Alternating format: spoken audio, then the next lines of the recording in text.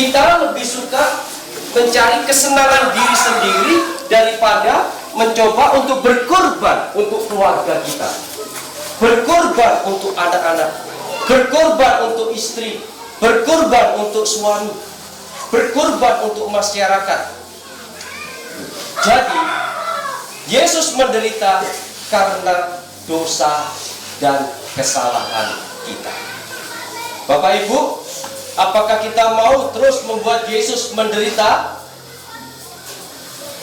Bagaimana? Tidak. Kalau kita tidak ingin membuat Yesus menderita, maka kita diundang, kita diajak untuk memperbaiki hidup kita. Kita mulai membaharui hidup kita. Kita mulai lebih mentaati perintah Tuhan, lebih sabar, tidak mudah marah-marah, lebih meningkatkan doa daripada gosip-gosip, daripada main judi. Kita lebih menyayangi keluarga, kita lebih mengontrol diri, tidak mudah memaki-maki, kita lebih mudah untuk menolong. Inilah cara bagi kita memperbaiki diri. Dan saudara terkasih, Yesus menderita karena dosa-dosa kita. Tetapi jalan penderitaan Yesus ini adalah jalan untuk menyelamatkan kita. Jadi Yesus rela menderita karena Dia ingin menyelamatkan kita semua. Yesus menderita, Dia harus memanggul salib, Dia harus disiksa, Dia harus disalibkan, dan akhirnya wafat di kayu salib, ditikam lambung. Itu semua untuk menyelamatkan kita.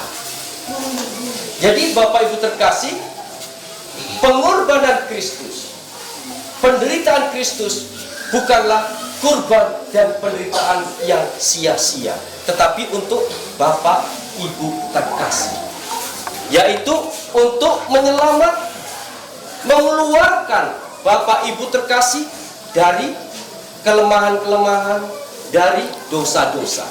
Maka kalau Yesus sudah menyelamatkan kita dengan penderitaannya, lalu mari kita mencoba juga menyelamatkan saudara-saudara kita, menyelamatkan suami kita, menyelamatkan istri kita, anak-anak kita dari penderitaan atau dosa-dosa.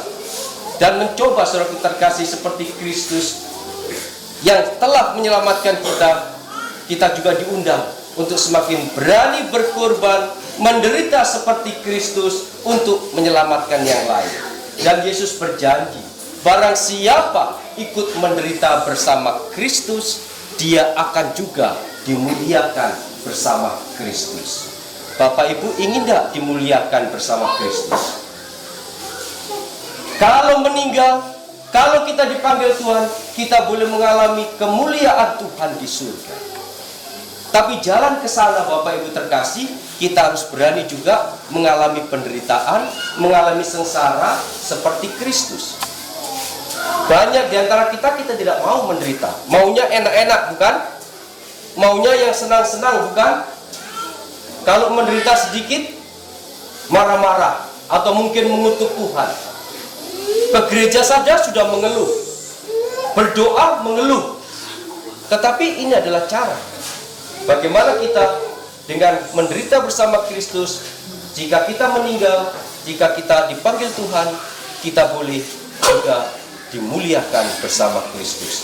Semoga pada hari Jumat Agung ini, dengan mengenang sengsara Tuhan, kita semakin menyadari kelemahan-kelemahan dan dosa-dosa kita yang membuat Yesus menderita, dan akhirnya kita mencoba bertobat, keluar dari dosa-dosa atau kebiasaan kesalahan kita, dan memperbaiki hidup kita.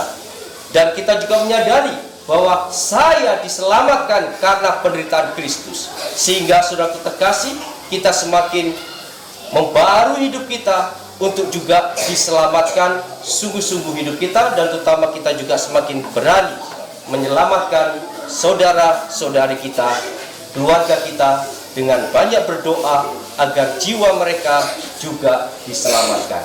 Dan mari bersama dengan Kristus yang menderita, kita juga mencoba menghidupi penderitaannya sehingga kita pun akhirnya beroleh kemuliaan. Di dalam perayaan hari Jumat Agung ini, mari kita satukan doa-doa kita yang saat ini kita akan doakan secara lebih meriah.